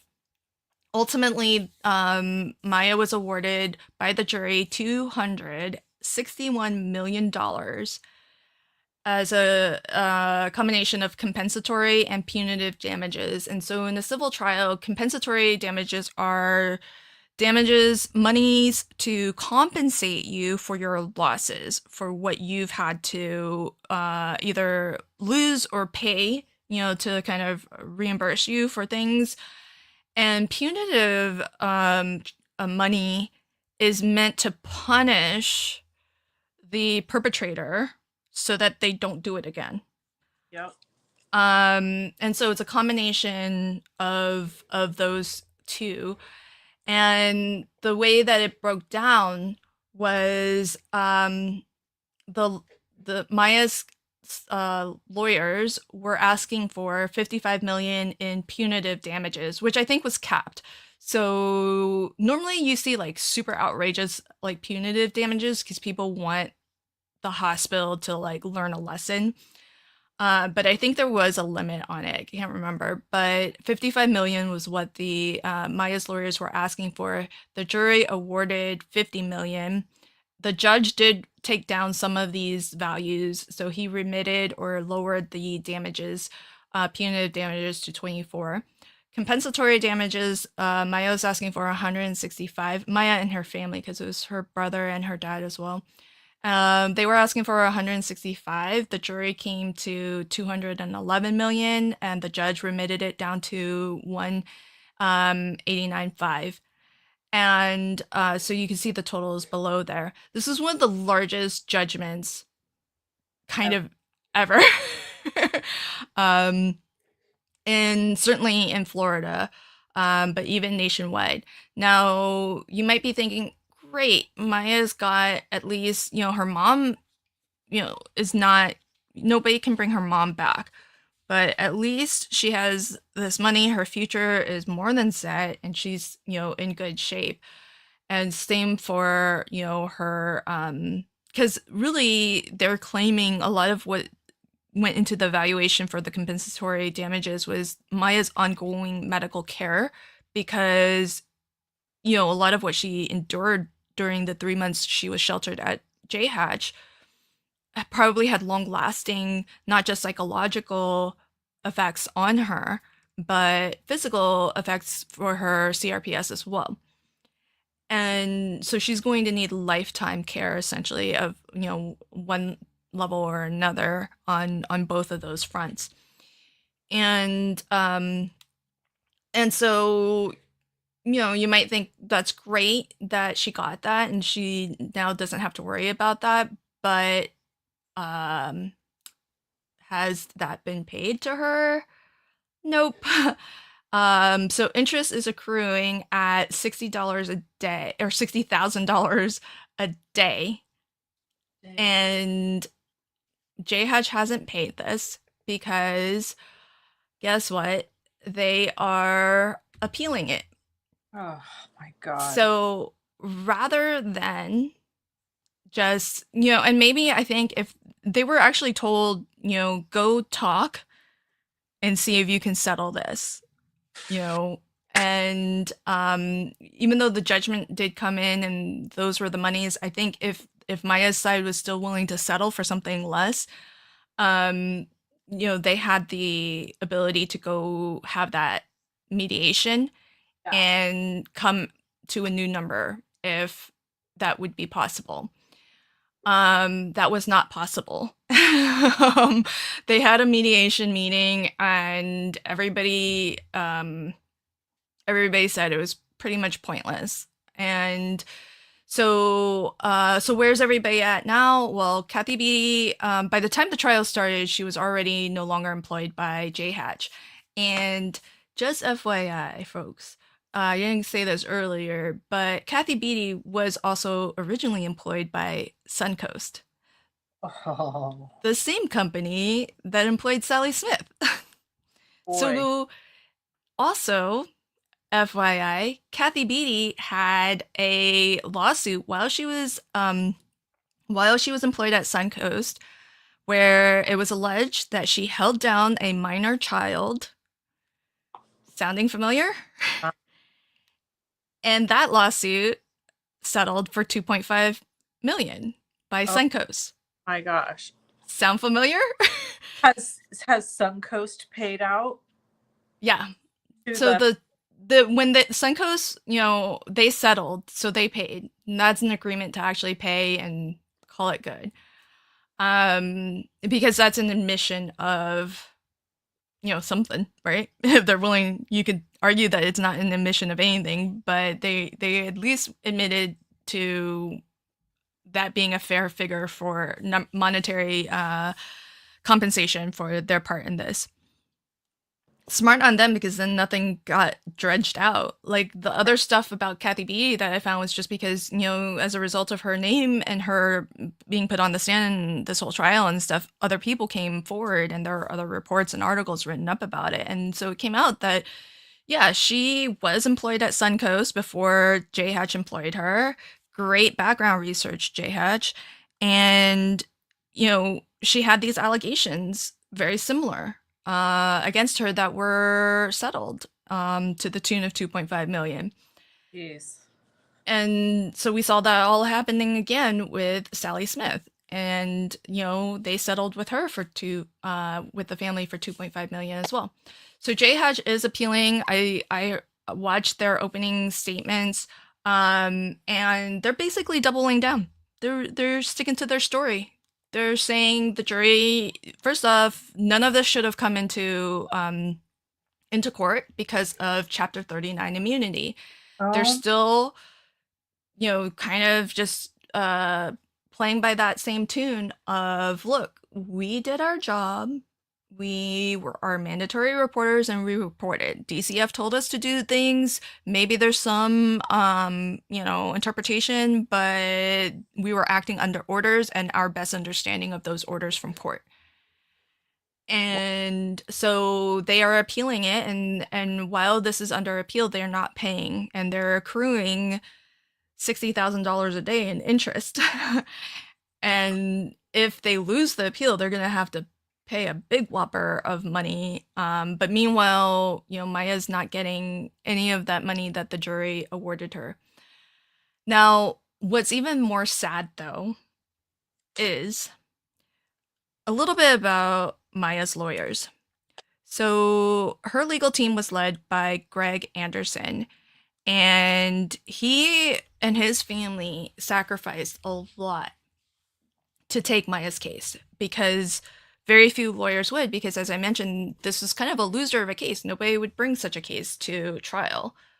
And that's why I kind of underscore a couple times, this is the first time such a case of, somebody who unalives themselves says that another person is, liable, for that action.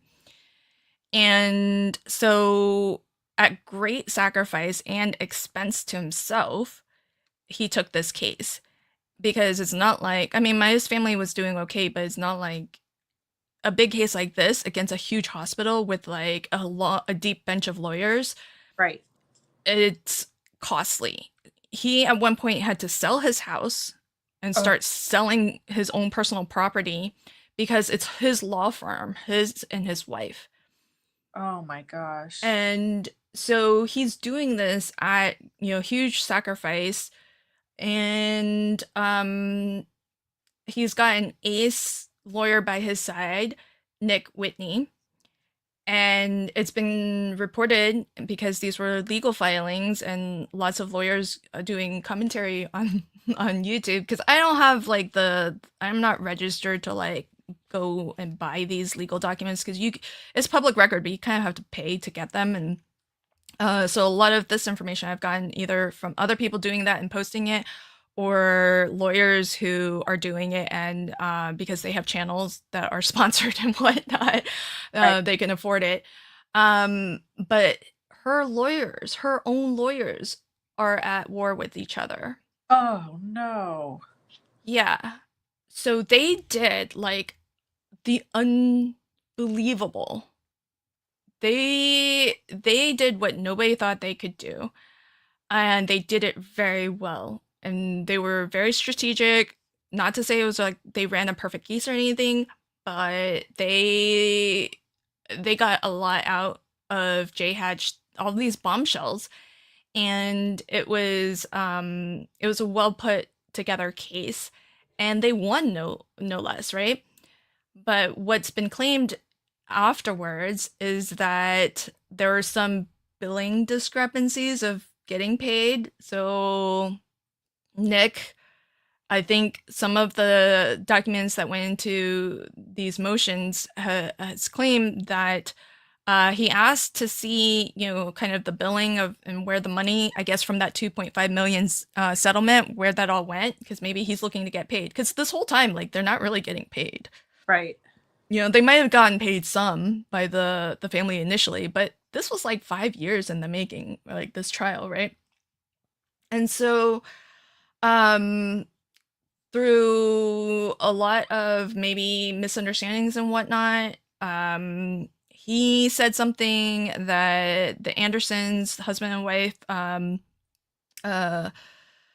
lawyers who are the kind of managing partners of the law firm, took to mean that he was quitting. So they like revoked all of his access, and then he was like, well, if you're just going to abruptly fire me, then I want my client. There was a lot of back and forth, and it has resulted in, I guess, Maya having to decide which lawyer she wants to continue with, because there's still the appeal going on, and if J Hatch wins the appeal, they're gonna have to go to trial again, possibly. Oh my God. Or decide what to do, right? And so it looks from the legal filings that she's chosen to stay with Nick Whitney, which is surprising because Greg Anderson he did a lot of the presentation during trial. Nick Whitney, when he was on fire, and he did really well.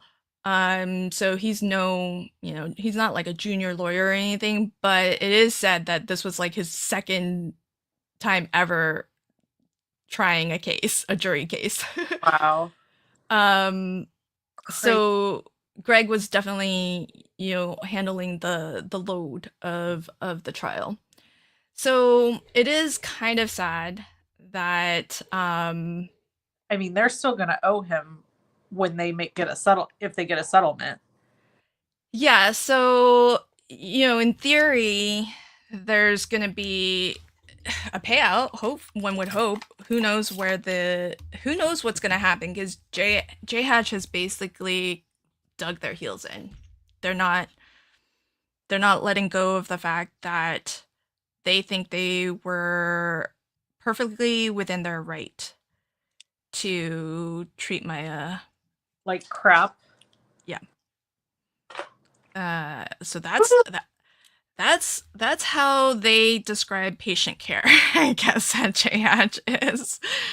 I mean, there were so many things, like doctors. We talked a little bit about this with Terry Lee Hoffman too. Doctors, psychologists, just trying to make you believe one thing and not really listening to what you're saying. So Maya described how, she had to talk to these psychologists, and she would tell them things, and then after the fact realize that in their notes they would describe a totally different thing that she didn't say. Yeah. And they said that at one point she might have actually reported the doctor who came in and said, "Let me take a peek," but they assumed she meant that it happened at a different hospital and not theirs. Okay. Shut up. Yeah. These people. So it's really sad that it just seems like no one's taking care of Maya. Nobody's taking care of Maya except Jack. Yeah. Yeah. I mean, her parents have really been her best advocates, right? Yes. So, And seeing her in the documentary, I mean, she doesn't look like a really well person. I mean, she's very thin. She just didn't have an appearance of being somebody. You could tell she probably has some health struggles still. yeah, and you know what's I just think it's so dirty. It's so bad. Like one of the things that the hospital did was again reached into her social media and they put in front of the juries, "Hey, look at how well Maya is doing. She went to prom. They found some prom photos she had posted of her and her friends and she went to this and that and look at this like awesome teenage girl normal life she's leading." Yeah, like she's fine. Never mind the fact that her mother's gone. Well, yeah, I mean, there's that whole thing, and then there's also the fact that okay, what do you expect that she like lives like a hermit her whole life and not have any friends? And just because, and this is something I think all of us need to remember, just because you see somebody and they look like they're doing okay, you don't know what's happening No. inside at home, within their own heads at even that time. And she's trying to be a normal kid and have friends and have normal, experiences like prom. But so what's she gonna do? Go out there and be kind of like a sourpuss? She's gonna try her best. She's posing for a photo. These were like selfies. Right. So Yeah. of course she's gonna try to look like she's happy. I mean, there are her friends in the photos. Has lots of moments where she's happy, but she also has lots of moments where she's sad and Right. like, yeah, I don't know. It's Right. And one moment of happiness does not mean that it defines whether you're okay or not. right. I mean, the reverse is true too. I mean, we're not defined by one snapshot. Right. And that's what J Hatch was trying to put forward, that oh, look how great she's doing. She's going to prom. She's got a boyfriend. That's because of us. That's the great care. Like they pretty much literally said that. Yeah. That they're treat. And here's the thing. One of the things with what Maya's legal team had to prove was that it's that uncontrollable impulse, right? And basically, Beata, she even left a note that said as much that, like Wendy said, she believed she was the problem. That not because she was abusing Maya, but that J Hatch and DCF saw her as the problem. Right. And she would hear her daughter on these phone calls tell her that she was like no longer able to, do things that she was previously able to do. Like she couldn't take her pants down and, go to the bathroom herself. And her mom would be like, wait, you can't do that yourself? And so she's seeing her daughter's condition get worse. And she knows that she's the problem because her husband's going at her about it too. Yeah. And he supportive, but he wasn't at the same time. Like, yeah. I mean, he was telling her, just stop, being abrasive, stop doing this, stop doing that, stop, whatever. And he wanted and to be nice so that he could right.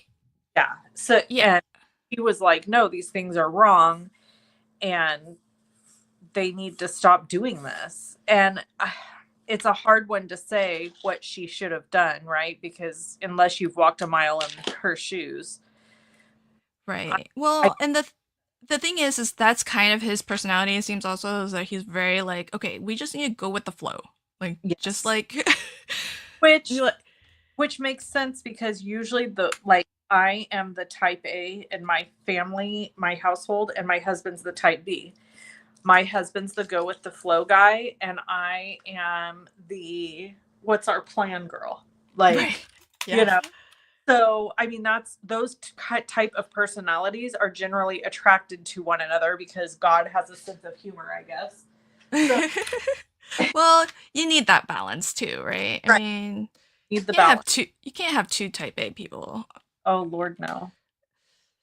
That's So, why we have uh true crime is when two type A people end up in the same house. well, that's true, right? Yeah, that's a good way of looking at it. Um, but yeah, I mean, it was. But here's the thing with the like, the irresistible impulse. I might have gotten that term wrong, but it's the whole idea that Maya or Beata had it in her head that my daughter is suffering. They're telling me that they believe I'm what's making her suffer. She's trapped in that hospital, Yep. and the only way to get her out is if I'm not part of the equation anymore. Yep. And she's not insane. It's a very you could think about it. It's extreme, but you can think about it that it is a rational Yeah. line of thinking. And her lawyers in the DCF court, like while they were trying to fight this issue of whether, they can get custody back and whatnot, her lawyers were telling her, look, the best thing you can do is just let this play out. Yeah. And Quiet. they were essentially saying the same thing as her husband, basically. You're like, chill Right. out, lady. You just Right. Meanwhile, but her used in the hospital, which right. the irony is absurd. Like the they literally filed abuse charges and made claims against Beata. And well, I guess they didn't file charges, but they made claims against Beata enough to take her child. And then the place her child gets abused is in the hospital that claims the abuse. Yeah. Yeah. And not only that, but the hospital itself has a lot of systemic failures where that happens unchecked. Yeah. And there aren't any checks and balances to catch it, to right the ship at any point. And that's why there were conspiracy charges, because everybody was acting together to you know essentially push this narrative of abuse. And instead of listening to her, I mean, she was getting some treatments, she was getting physical therapy, she was getting um you know therapies that weren't, and I think they were giving her ketamine at some point in more reasonable, what they felt were reasonable doses. Mhm. And there were some nurses who were kind to her. So it's not to say that she, like, 24/7, it was Right. all terrible. Right. But you take any one of those instances and it would be terrible. But just like the onslaught of everything they did to her is just horrific, like you said. I mean, yeah. It was so bad. So bad. Well, if you guys have any cases that you would be really interested in us to cover, we would love to hear from you. You can either email one of us or just drop it in a comment here on YouTube. We slated to cover a couple different stories of like old school stuff in April, but we are thinking of changing that up and doing something more current. So if there's specific cases you're interested in us covering and talking about, we'd love to hear it. Definitely. And before we wrap up, I just want to touch on Terry's comment. For an educated woman, it was very strange that she committed suicide and gave that as a reason. And I think for myself, like it's hard to be in her shoes, but I can definitely see from her perspective. And guess what? The fact that her daughter was released 6 days later, Right. she wasn't wrong. She wasn't. So, like, we might think, well, that was rather extreme. But guess what? It worked. It worked. So was she wrong? I don't think so. And I feel like I do wish that she would have said, okay, told her husband. I would have told my husband, let's get divorced. I'll leave the house. I'll live somewhere else. Like, they tried that. Did they? Yeah, they were going to do that. They had lawyers, and they said ultimately they didn't try that. They thought about trying that, but the lawyers said don't do that because what's going to happen is if you get divorced, Beata loses her son too. Oh. And at the time, at least, she could still see her son. And she was in very, like, psychologically very distressed state of mind, of course, as I think we can all agree. And so they were saying, look, if you're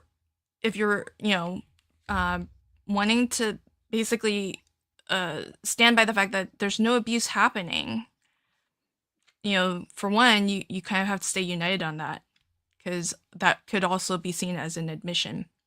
Right. And two, Beata being in the emotional state that she was, that would essentially result in the loss of her son. And then what would happen then? Would things get even worse? I mean, nobody could have predicted that the ultimate sacrifice would have happened regardless. But at the time, that's why they did not go that route. But they considered it. They did. They were that desperate. That's what I was gonna say. When it all boils down to me, at the end of all this, is that Beata, above everything else, above education, above knowledge, above understanding, above everything, all she saw was a desperation. All she had was desperation and saw no way out. Right. That's, I think a lot of people, I don't know because I've never had those thoughts, but I would assume that you must feel like there's no way out of whatever it is, the feelings, the situation, whatever it is. And that's your ultimate choice. And so, well, and to Terry's comment, but did the hospital releasing Maya really show that Beata was right, or was it just a coincidence? It wasn't a coincidence, because the entire time Maya was being sheltered at the hospital, they were mainly, pretty much exclusively alleging that Beata was the perpetrator of the abuse, not Jack, Maya's dad. So as soon as Beata was like no longer going to be in the picture of Maya's care, there was no reason to hold her anymore. And psychologists later, also investigating and looking at everything, also deemed that there was no Munchausen by proxy. So she tried, Terry. They tried to take Maya out and sign her out against doctor care from J-Hatch, and they didn't allow it. And they actually, in the lawsuit, they actually won on that point, that she should have been released when her parents requested her to be released. Yeah. And it was early. It was before things really escalated and before the judge, before DCF was highly involved. It was like within the first couple of days, they actually asked to have Maya transferred. So J Hatch actually reported to child abuse twice. They made 2 reports to DCF to get this ball going. And between the first one was just, hey, we think this is happening. And after that, because they weren't treating Maya the way that Beata wanted, they request to have Beata transferred to another hospital. And J Hatch said no. So that was before any court orders from DCF. It was before she was, taken away from her parents, before she was sheltered, before anything. And that's why there's the false imprisonment claim, because they should have been allowed against medical advisement to take Maya's care elsewhere, and they were denied that. So there was a lot that came up at trial about the patient's bill of rights within Hopkins's policy, which they were not following, which again goes to systemic failure of the hospital as a whole. Yeah. So, they, like you said,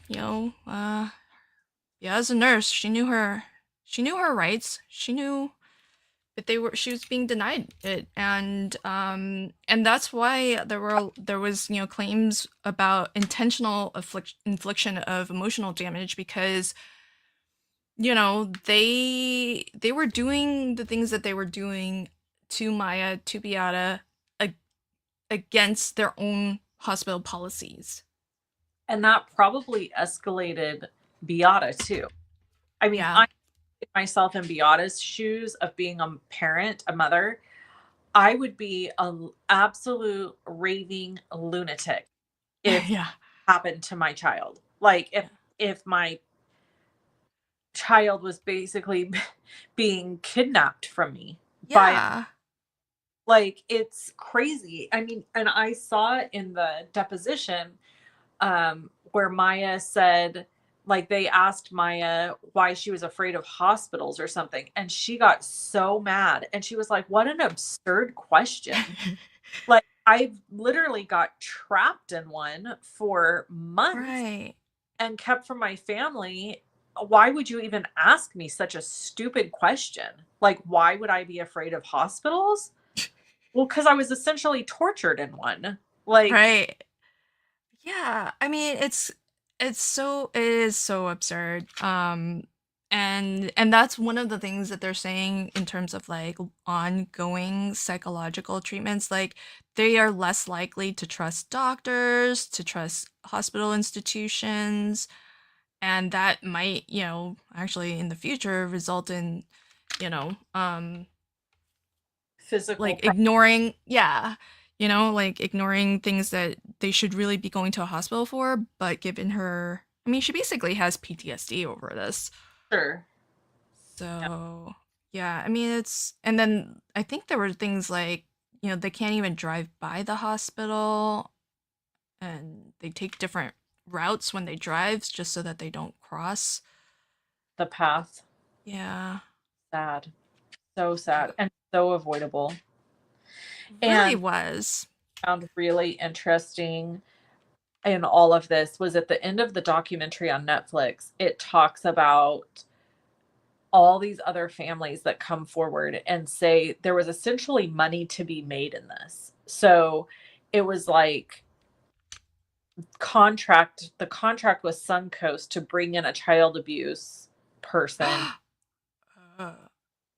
Well, it was like kind of like the big pharma thing, like you scratch our back, we'll scratch yours type thing. Geez. And then there were like essentially it was in the best interest of the hospital and the Suncoast to actually end up having a child abuse case. So Like That's there was just one little boy who had fallen and cracked his skull when he fell. He fell on concrete, and I think it was the dad went to prison for it. And oh yeah. literally it never abused, there was no abuse. And when the little boy got older, I think the dad spent something like 12 years in prison. And Oh gosh. the boy got older and he was able to like do his own, speak on his own behalf and say like, my dad never did anything, this was an accident, he should not be in prison. Like, um but people who don't have financial means, it Yeah. also make me wonder if they heard Beata's accent and they made assumptions about her financial situation or her status, because in a lot of the other cases that were presented on the Netflix documentary, they were either a minority status or a, like one lady was a single mom who had always struggled financially. So it makes me wonder, did the hospital profile people like, oh, they're Oh. not going to have the money to, you know, do anything about this. Oh. So let's call in the child abuse people. Like, I don't know. I mean, those are just all wild speculations on my part, but all of that came up in my head when I was watching it. And Well, about it. I think there's that aspect that they know that even if they're wrong, they're not going to get called out because, those aren't people with means to fight it. But I also wonder if there's some prejudice there too. Oh, Like, oh, they're more likely to be perpetrators because they are of this class or whatever. yes. And either way you cut it, it's terrible. And Beata yeah, wrong accent. So it was obvious that she was an immigrant. mhm. So, that it made me wonder about all of those aspects of it. I Um, mean, I don't think you're wrong. I mean, I I think that played a role with at least some people, right? And there were a lot of people involved in perpetrating this because there's a whole risk management department, and there were a lot of conversations back and forth about how to trick Maya into showing that she was more healthy than what she was claiming. And you would think if their suspicion was that the mom was giving her something to make her sick after even like a month and there wasn't marked improvement. right. Like, doesn't that give you your answer? But they were very adamant about whatever narrative it is that they were trying to, convey. And they were dug in, and they still are. They still are dug in. They don't think they did anything wrong. Yeah. And they think, in fact, that they are the hero of the case because Maya's doing so well now. Yeah. Yeah. So they're just very delusional about everything. And then it's sad that her team, which seems so like in sync with one another, and like David and Goliath, they went, they're the small little law firm that went against this huge um you know team of lawyers. There's like the two of them plus some assistants and law clerks and whatnot, and then there's like 10 lawyers on the other side. Yeah. And I mean, Very much a David and Goliath. You know what it reminds me of is Aaron Brockovich. Do you remember? mm, yeah, I kind of remember that. I don't have the details on the top of my head, but I remember seeing the movie. It was the case California, in Hinckley, California, where a bunch of people, whole community, the town of Hinckley, was getting sick from the water, and it was because of PG&E, and they Oh put the whole case together, piece by, you know, and they were totally and when you were talking about the lawyer that had like sold his house and all of that, the same was true in the PG&E case against yeah. Oh. with Hinckley, is that attorney sold his or mortgage to pay for fees and do all these things. And obviously it paid off big time. Yeah.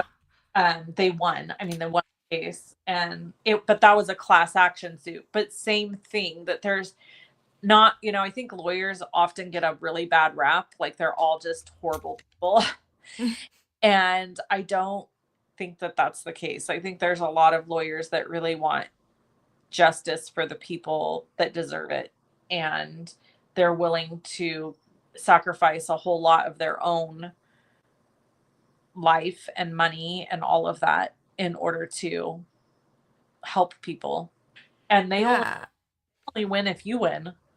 Right, So, exactly. I mean, in this case is a perfect example. And the same was true with the Aaron Brockovich thing. If, if Maya wouldn't have won anything, I mean, they could say, okay, you owe us $2 million, but you can't get blood from a turnip. I mean, just because somebody says they are Right. going to, doesn't mean they will. Right. Yeah, and that's part of the strategy of dropping Kathy Beatty, even though she like directly perpetrated, the battery and some of the abuse and stuff, but she was acting as an agent of the hospital so they could still, hold the hospital at large responsible for her actions while she was under their employ. And like you said, Kathy Beatty doesn't have the deep pockets. It's the hospital that does. And so, but just because, a jury of however many people say that you should get this money, doesn't mean that she has that money. So, so that's the unfortunate thing, is that, whatever these lawyers put into it, they might have been paid out some because of the settlement earlier, but they haven't gotten, whatever this windfall is and they're going to make money. Of course, if it gets paid, they're going to get a healthy chunk of that, right? There's no illusions to, woe is the lawyer, but they haven't as of yet. And they put, I think to your point, Wendy, it's not just the money, but, they live this case for 5 years, and especially during the month of the trial, Greg Anderson, the lead attorney on Maya's side, had a death in the family. I think his mom passed away. I don't know if it was his mom for sure, but he had a death in the family at some point during trial. So he's like the key person, right? So it's not like he could take the time to really mourn and be with his family. Right. He got like a weekend essentially, and had to be right back at it. Right. By the way, we love the questions and we love the conversation. That's why we like doing this live. So thanks, Terry, for being engaged. Did they have any medical bills after this, or did the hospital write it off? That's a Lynn. Yeah. The Kowalskis, like Maya has had to have ongoing treatment both for her CRPS and for therapy. Yeah. Though Jack was her recovery from being released from the hospital was slow, because Jack did not want to risk this happening again, so he did not pursue any treatments that involved ketamine. Wow. Even though she had, and you can debate whether that was the right treatment or not. It doesn't absolve the hospital from doing what they did to her. So regardless of whether ketamine was the right, course of treatment, the hospital's actions were just abhorrible. Like, right. Really doesn't, there's no defending what they did to her. But yeah, so she's had to have ongoing treatment, and probably will for her life, because people who suffer from CRPS, it's a lifetime ailment that you can have your good days and then you can have your flare-ups Go into, and oh, I did read that. It can go into remission and essentially just be like something that could happen again, but not be a problem. So, which is why she's probably able to like go to prom and do, not like, yeah. So. And I think she even during the trial, like the stress of it, Oh yeah. there were days where she was not in court. And the suspicion was just that it was like a bad day for her. So and of course, being in court, like the cameras are very eager to catch her every. They were the way that the court TV. The nice thing about live trials is that we're here, we can watch it, and we don't have to be local because trials are meant to be public. And if you live there locally, you could just go into the courtroom and watch. Right. But it's nice now that they stream them. But that means that the folks who have the, who have been okayed to do the video live streaming footage can cover it however they want. And some of them are very like salacious about it. And so they're more looking to catch Maya's response and reaction to things. Yeah. And so the camera's like always up in her face. So that was kind of also a little bit disgusting. It's like, can you still hear me, Lynn? Yep. Okay, good. My mic died, so. Oh, well, I think that's probably a good sign that we should wrap things up. Yeah, that would be good. It was really fun doing this case, and we are excited to do our next case in April. Yeah, so really exciting. We might change up the plans like Wendy said. So if you're catching this on replay, let us know in the comments. And remember, we're going to have 2 episodes a month, the first Monday and the third Monday. So every other week we plan to stream. Terry, she was a minor. She turned 18 but Jack Kowalski was bringing the charges on behalf of his minor children. And so none of the DCF, like the children family court hearings, none of that was televised because that's a very sensitive issue. But the allegations against the hospital, all of that was live streamed. How old is Maya now? 20. Do you know? 20. Yeah, I think she's 20.